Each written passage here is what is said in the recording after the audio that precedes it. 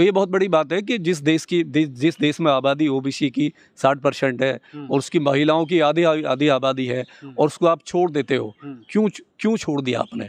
उसको भी लेना था, वो भी महिलाएं हैं, उनकी भागीदारी होनी चाहिए देश के विकास में। आप नौकरी में तो जब मर्जी दे सकते हैं, आप दीजिए ना 33%, क्या दिक्कत है?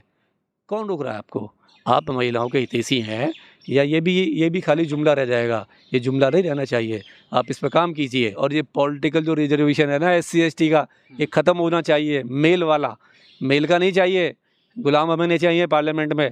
हमारी वोटों से जीतते हैं, हमारी बात नहीं करते, हमारे लोगों को रोज़ मारा जा रहा है, कोई आवाज़ नहीं उठाता, कोई भी नहीं उठाता, सबके हाथ बंधे पड़े हैं। ऐसे हमें सांसद नहीं चाहिए। जो पार्लियामेंट है उसमें सरकार में जो महिलाएं हैं वो 42 महिलाएं हैं जो बैठी हुई हैं, और मैंने कभी नहीं देखा कि महिलाओं के मुद्दों पे कभी भी उन्होंने मतलब सरकार का विरोध किया हो।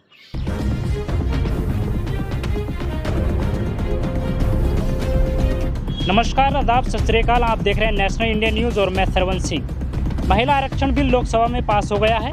इस मुद्दे पर बात करने के लिए हमारे साथ social activist JK Gautam ji मौजूद हैं। हम महिला आरक्षण बिल को लेकर उनसे बात करेंगे और पूछेंगे कि आरक्षण बिल को किस तरह से देखते हैं, महिला आरक्षण बिल को। तो आइए जानते हैं और पूछते हैं JK गौतम जी से, वो किस तरह से देखते हैं महिला आरक्षण बिल को। तो आइए जानते हैं और पूछते हैं। जी सर, कैसे देखते हैं सर आप महिला आरक्षण बिल को? ये बहुत अच्छा है, दे रहा है, दुरुस्त है। ये तो पहले हो जाना चाहिए था। आज से 20-30 साल पहले होता तो हमारे देश की सामाजिक स्थिति कुछ अलग होती, महिलाओं की। देखिए, लेकिन ये जो लेके आए हैं मैं उसका वेलकम करता हूँ, लेकिन ये गलत टाइम पर लेके आए हैं।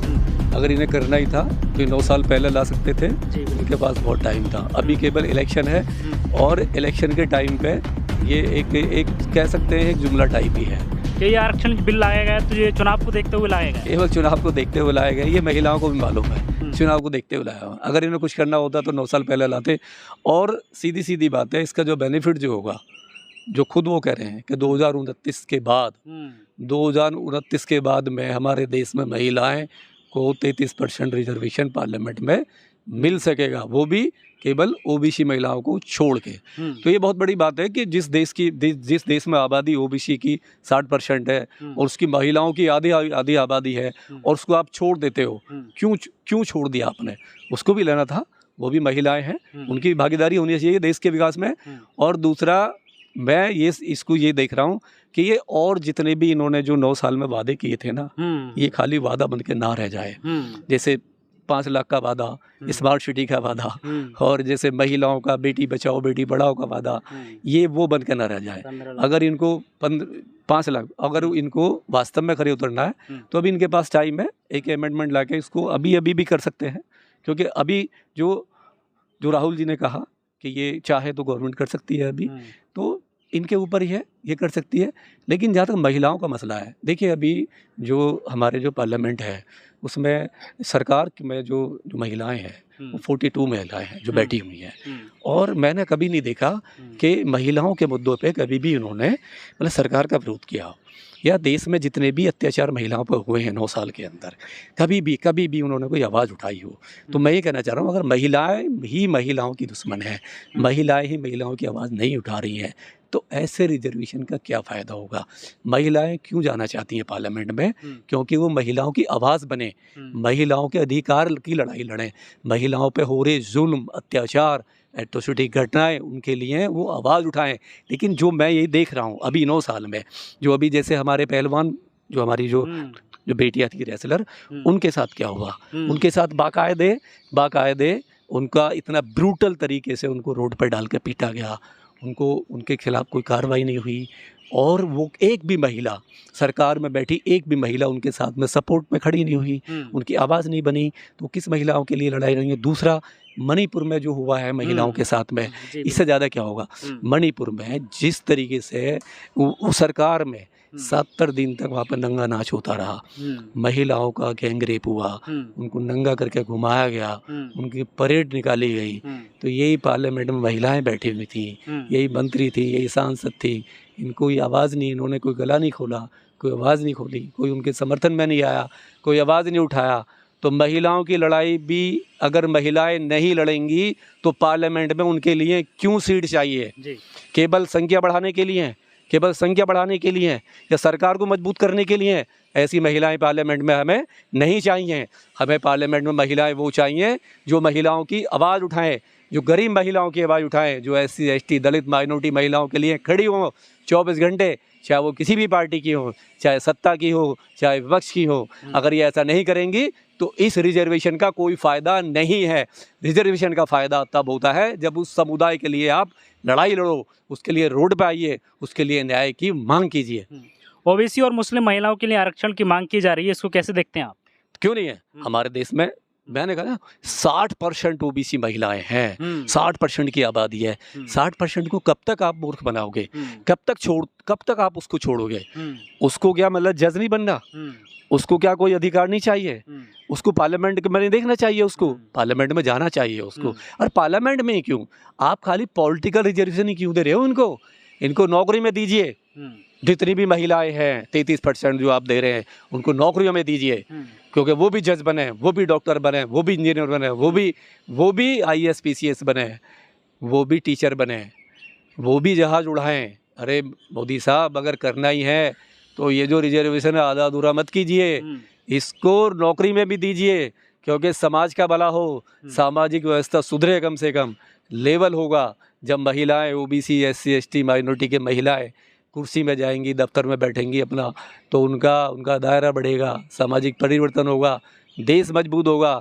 मोदी जी, मैं आपको बता दूं, मध्य अफ्रीका में एक छोटा सा देश है रवांडा आज नंबर 1 है लैंगिकता समानता के अधिकार में। वहाँ पे उसकी पार्लियामेंट में 47 सीटों में से 30 सीटें फीमेल के लिए हैं, महिलाएं सांसद हैं। दूसरा, वहाँ की जो व्यवस्था है 7वें नंबर पर रवांडा आता है समलैंगिकता में, 7वें नंबर पर आता है दुनिया में समलैंगिकता में। और हमारा महिलाओं को लेके जो लैंगिकता है, समानता जो है, 135वें नंबर पे आते हैं वर्ल्ड में हम। तो हम कहाँ पे विश्वगुरु बनेंगे ऐसे? आज भी हमारी जो पोजीशन है वर्ल्ड में 135वीं है, हम 135वें नंबर पर हैं। रवांडा एक छोटा सा देश 7वें नंबर पे है दुनिया में समलैंगिकता, महिला समलैंगिकता में। तो हम कहाँ पे खड़े हुए हैं? आज भी हमने औरत को पैर की जूती समझ रखा है, आज भी हम उसको अधिकार नहीं देते हैं। महिलाओं को अधिकार चाहिए, सबको दीजिए। आप उनकी नौकरी में रिजर्वेशन दीजिए। पार्लियामेंट में तो आप 2019 उसमें देंगे ना, 29 में आप जो परमिशन कराएंगे, नहीं परमिशन तो बाद में होगा परिसीमन। आप नौकरी में तो जब मर्जी दे सकते हैं, आप दीजिए ना 33%, क्या दिक्कत है? कौन रोक रहा है आपको? आप महिलाओं के हितैषी हैं, या ये भी खाली जुमला रह जाएगा? ये जुमला नहीं रहना चाहिए, आप इस पर काम कीजिए, क्योंकि महिलाएं हैं जो हमारे देश की शक्ति हैं। आप नारी शक्ति कहते हो, लेकिन आप कभी भी उनके साथ खड़े नहीं हो रहे। आपके लोग आए दिन उनकी बेइज्जती करते हैं। आखिर महिला आरक्षण बिल को तुरंत लागू नहीं करने की क्या वजह हो सकती है? केवल इलेक्शन का वो है, ये नहीं करना चाहते। इनके महिलाओं को लेके इनका ठीक नहीं है। आप ये भी क्या सिर्फ जुमला ही है क्या? ये जुमला ही साबित होगा। जैसे बेटी बचाओ बेटी पढ़ाओ में ये देखो आप, उसमें क्या है? बेटियों का आए दिन रेप हो रहा है, कितने सारे कार्यकर्ता हैं, बहुत सारे लोग हैं लिप्त हैं, उन पर सज़ा नहीं हो रही, अरेस्ट नहीं होते, बहुत आंदोलन करने पड़ रहे हैं। महिलाएं हैं, पहलवानों का आपने देखा होगा, ठीक है, कुछ नहीं हुआ उनका। तो यही है, बहुत सारे लोग हैं। अभी क्या कहूँ मैं, इतनी सारी घटनाएं हैं जो देश में हुई है, सरकार हाथ पे हाथ बांध के देखती है। अभी जो मणिपुर में हुआ है वो भी सब यही है। ये सब महिलाएं तो हैं, ये कोई बाहर देश की थोड़ी ना महिला है मोदी जी, वो हमारे देश की महिलाएं हैं। आप जो ईमानदारी से काम कीजिए, 33% का जो रिजर्वेशन है आप इनको नौकरियों में दीजिए, बिल्कुल नौकरी में दीजिए। और मोदी जी जो ये रिजर्वेशन है जो 27% का ले रखा है, हमारे SC ST भाई जो बैठे हुए हैं, जो 87 वहाँ पे हैं, 87 सांसद बैठे हुए हैं और जो कुछ काम नहीं कर रहे हैं, जो बिल्कुल भी किसी की आवाज़ नहीं बनते, जितने भी एट्रोसिटी घटनाएं हुई हैं 9 सालों में, एक पे भी कोई सांसद बोला नहीं है। हमने उनको पार्लियामेंट में इसलिए नहीं भेजा है। तो मेरी अपील है मोदी जी, आप उनका भी रिजर्वेशन महिलाओं को दे दीजिए, क्योंकि जितने भी बैठे हैं निकम्मे बैठे हुए हैं, ये कोई काम नहीं कर रहे। और ये पॉलिटिकल जो रिजर्वेशन है ना SC ST का, ये ख़त्म होना चाहिए। मेल वाला, मेल का नहीं चाहिए, गुलाम हमें नहीं चाहिए। पार्लियामेंट में हमारी वोटों से जीतते हैं, हमारी बात नहीं करते, हमारे लोगों को रोज़ मारा जा रहा है, कोई आवाज़ नहीं उठाता। कोई भी नहीं उठाता, सबके हाथ बंधे पड़े हैं। ऐसे हमें सांसद नहीं चाहिए। हमारी आपसे रिक्वेस्ट है राष्ट्रपति से भी, हमारी चुनाव आयोग से भी, प्रधानमंत्री से भी, कि जो SC ST का जो मेल का जो रिजर्वेशन है ये भी लेडीज़ को दे दीजिए, महिलाओं को दे दीजिए। और जो निकम्मे बैठे हुए हैं ना, ये जो आए दिन हम पे अत्याचार होते हैं, आए दिन हमारी बहन बेटियों पे, हम पे, दलितों पे हमारी मूछ काट ली जाती है, हमारे पैर काट लिए जाते हैं, पानी घोड़ी चढ़ने पे बारात रोक ली जाती है, अच्छी पगड़ी पहनने से सर काट लिया जाता है, दूसरा मटके से हाथ लगाने से जान से मार दिया जाता है। भैया सांसद क्यों बनना है जब तुम्हें गुलामी करनी है पार्लियामेंट में जाके, जब तुम्हें आवाज़ ही नहीं बनना हमारी? नहीं, आपको जब आवाज़ ही नहीं बनना तो वहाँ पर क्यों बैठे हो? वापिस आइए और इनका सस्पेंड कीजिए इनको। इनका रिजर्वेशन ये 10 साल के लिए था पॉलिटिकल, और ये हर साल बढ़ा देते हैं आराम से, क्योंकि मलाई का है ना, कुछ काम तो करते नहीं ये लोग। जब आप हमारी आवाज़ नहीं उठाओगे, हमारे बारे में, हमारे बच्चों के बारे में नहीं सोचोगे, हमारी बहन बेटी के बारे में नहीं सोचोगे, तो हम तुम्हारे बारे में क्यों सोचेंगे? मोदी जी, इनका भी महिलाओं को दे दो, मेरी आपसे वकील है, मतलब अपील है, सॉरी। तो दोस्तों, इस इंटरव्यू को लेकर आपकी क्या राय है कमेंट करके जरूर बताएं। वीडियो को लाइक करें, शेयर करें। शुक्रिया, नमस्कार, गुरु फतेह, आदाब, नमो बुद्धा। मैं सरवन सिंह, दिल्ली से।